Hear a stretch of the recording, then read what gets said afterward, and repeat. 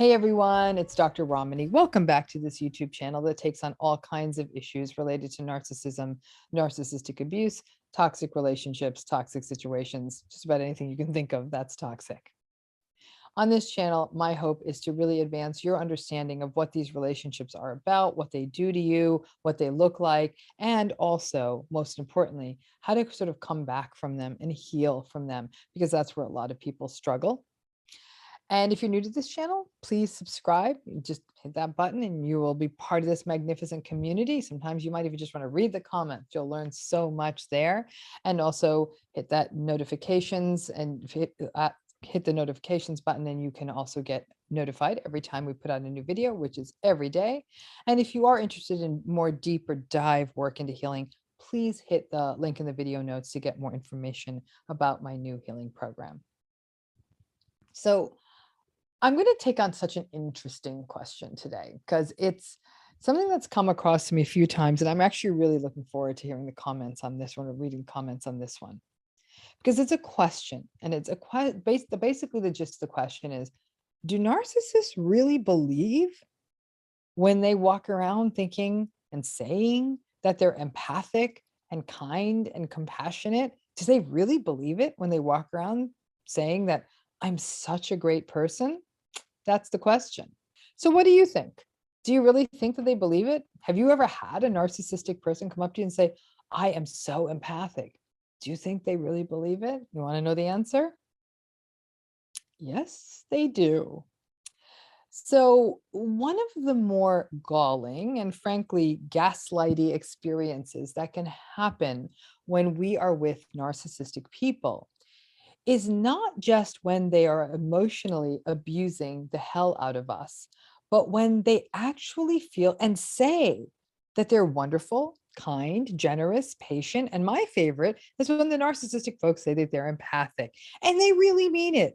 So if you were to look at them and laugh, or sort of look at them sideways, like you think they're joking, they will rage at you because they don't see themselves as bad. They actually see themselves as all of those wonderful things. So how many of you have tolerated this? How many of you have had the narcissistic person around you talk about how great and nice and patient and compassionate they are? Drop that in the comments. It helps to see that we are not alone. I have had that happen so many times. Now, you all may be thinking, Dr. Ramani, what about all that talk you make about narcissistic people being insecure? That stuff is so deep and unprocessed for them.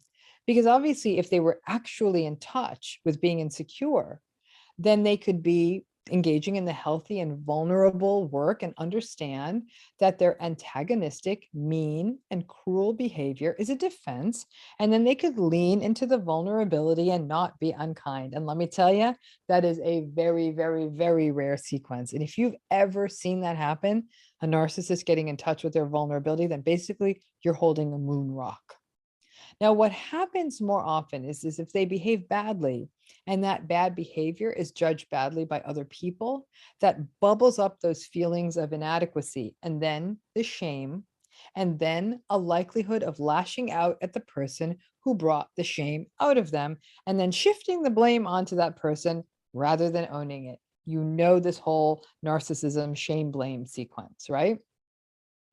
So instead, narcissistic people maintain a very rigid and self-unaware thought process that they're great people. This drives and is driven by the grandiosity, and it looks like a staggering lack of insight, which it is, because if they don't walk around touting their wonderfulness, then the alternative, that they are mean and unkind and unempathic and demanding, well, that's too destabilizing for them to get on board with. If you say something to yourself often enough, you believe it, for better or worse. And that is the case for them. They walk around saying, look how empathic I am. The issue is that the entire experience of them touting their virtuousness or their patience or their empathy and compassion can feel like a massive gaslight for the people around them, who may feel confused at how this person, who is actually very unkind, yet holds on to the party line that they're such a great person. It can even lead the people around the narcissist, because the narcissist is so insistent on saying that they are such a great person. The people around the narcissist actually start doubting themselves and wonder if maybe they're the bad people for viewing the narcissistic person so uncharitably, since the narcissist themselves is so convinced that they're such a great person. It's a big mind, you know what. This effectively ends all communication with a narcissist, because there's no way to give a narcissistic person feedback. It's like pouring water onto like a really hard surface, I don't know, like granite or something, and expecting it to get absorbed. It doesn't, it just sort of rolls off. In fact, if you do give feedback to the narcissist, you'll be met with rage. At a conscious level, you are telling them what they truly believe is untrue. They do believe that they're good, patient, kind people. At an unconscious level, you are activating their inadequacy and their shame. But all paths take you to the same destination, which is uninhibited rage. I have worked with many couples over the years where there was clearly one narcissistic person in the relationship. The narcissistic member of the couple would often hold their ground on just what good people they were and how nice they were, how devoted to the relationship, that they were just a great person. I would often see the other person sort of twitching and shaking their eyes and making their eyes so wide, and at some level welcoming that there was a witness in the room. Now, to provide a realistic framing, I would sometimes bring up and talk about the behavioral patterns that were showing up, and that the other person, the not narcissistic person in the relationship, might have experienced as not being particularly nice or kind, and try to help the narcissistic person in the relationship understand, at a minimum, the experience of their partner. Even if we couldn't get into the buy-in of the idea that no, they're not empathic or kind, right? We were never going to get there. Now, 9 times out of 10, I would be faced with deflection, blame shifting, be accused of splitting hairs, taking sides. Ultimately, the narcissistic person would never end up taking ownership of what was happening, and wouldn't budge on that self-concept of them being such a great and kind person, even when the behavior didn't line up, and typically would then stop showing up to therapy. I long ago stopped doing couples work where narcissists are involved. I had this happen in a recent dealing with a narcissistic person in my life. I'll share that with you. This is a person who, on a standard level, is quite angry, egocentric, arrogant. They're very accustomed to always getting their way, very frustrated when they don't get their way, very gruff, very impatient. The person's impatience was causing problems for somebody else. And that person doesn't tend to speak up. So I said, I want to talk to you. And I hinted at the difficult person's impatience and said, they may want to work on that, because the situation at hand was going to require lots of patience. Oh my goodness. The narcissistic person just went off on me. I mean, they went off. I wasn't even calling them out as an awful person or anything, which they really are an awful person. I merely was suggesting that given the situation, that they and all of us needed to up our patience game. And I then received a litany of texts about how they were the most patient person in the world, the most tolerant person in the world, the most generous person in the world, none of which was true. And I could literally come up the top of my head of hundreds of behavioral examples supporting how untrue it was. And then they attacked me for being hostile and making a difficult situation worse, and for being a rotten person. It was so stunning, because this person is so impatient, so selfish, and their conception of themselves They really believed that they were patient and giving and kind. It was a complete distortion. And that right there is so much of what the experience of narcissism is, right? It's all a big distortion. It meant that the difficult situation was going to require workarounds on the narcissist, and reminded me for about the 10,000th time that these folks do not change and do not respond well to feedback that that punctures their distorted sense of what great people that they are. A reminder that any form of feedback or conversation, in this case, in this particular case for me with this impatient narcissist, was pointless. It just caused me more grief. And perhaps I had a tiny glimmer of hope, not that this person would change, but rather that maybe there was a smoother path forward to solve this larger problem that was looming. I should have known there wasn't. And I should have just simply recognized that. And that I knew that I should have known that I'd have to work around this person all along. It ended up costing thousands and thousands more dollars and hours. I had wanted to avoid that, obviously, but it was unavoidable. Having narcissistic people in our lives is not only painful and heartbreaking, but it can also be quite expensive. Now, the reactive sensitivity to feedback or criticism that narcissists have is a cardinal quality that we see across narcissistic folks.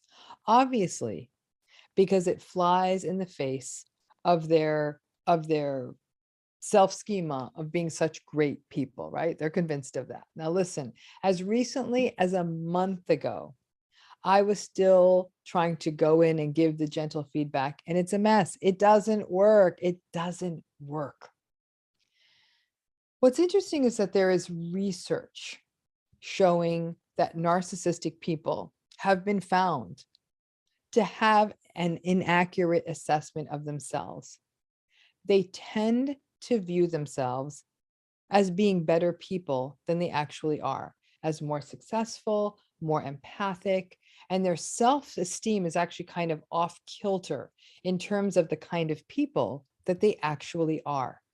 So while the rest of us typically walk around with our own distorted sense of self, typically because we devalue ourselves, we speak badly about ourselves, narcissistic folks, at least when they're asked about it, will share the most glowing assessments of themselves.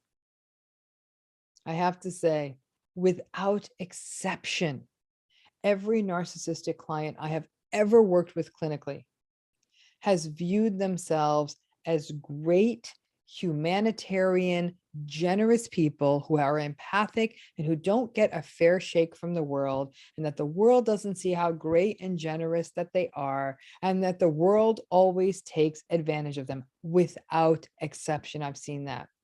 And their self-concept was so inaccurate. They were so unempathic, and they thought of themselves as empathic. It was so inaccurate, it almost bordered on delusion. Now, some of you may be thinking, but the vulnerable narcissist, Dr. Ramani, they don't think of themselves as great, do they? It's an interesting sort of a twist. Ostensibly, a lot of vulnerable narcissists may sometimes speak of themselves in devaluing terms. Nobody likes me. I haven't done anything great with my life. Nothing is really going the way I want it to. But then they twist it into, I don't deserve this because I'm so nice. So it still comes back to the idea of how good and wonderful they are, and the sense that the world is not equipped to see how great they are, and they're doing unkind things to other people and still walk around thinking that they're so kind. Now, communal and self-righteous narcissism are also based on this sort of distortion. The communal narcissist engaging in their humanitarian and charitable behaviors to bolster their sense of being so giving and so great, and not integrating this idea that they are abusive to people emotionally. The self-righteous narcissist proclaims their moral goodness, not recognizing that the judgment that they hold over everyone is so toxic and damaging.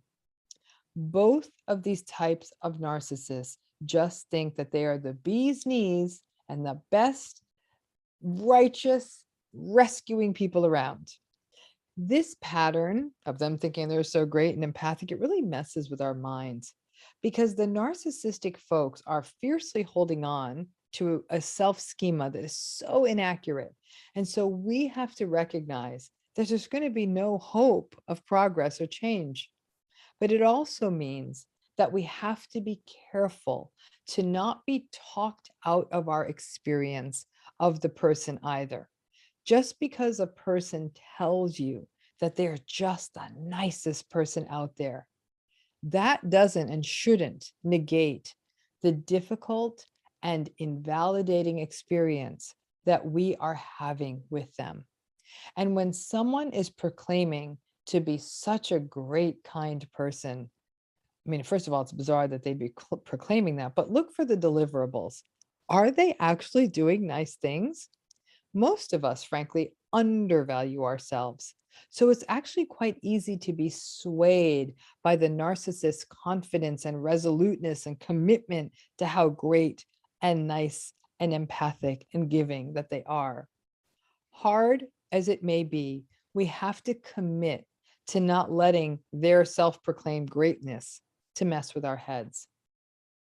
And when the narcissistic people in your life are talking about how great and giving that they are, do everything you can to get that ironic smirk off of your face, because trust me, it's not worth their rage. And I'll tell you, most people, when the narcissistic person is talking about how empathic that they are, a lot of people are saying, what am I missing? You're not missing anything.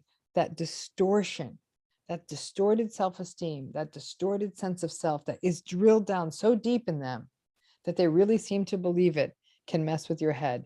Yep, they're going to walk around and say it. Just because you say something doesn't mean it's true. Thanks again.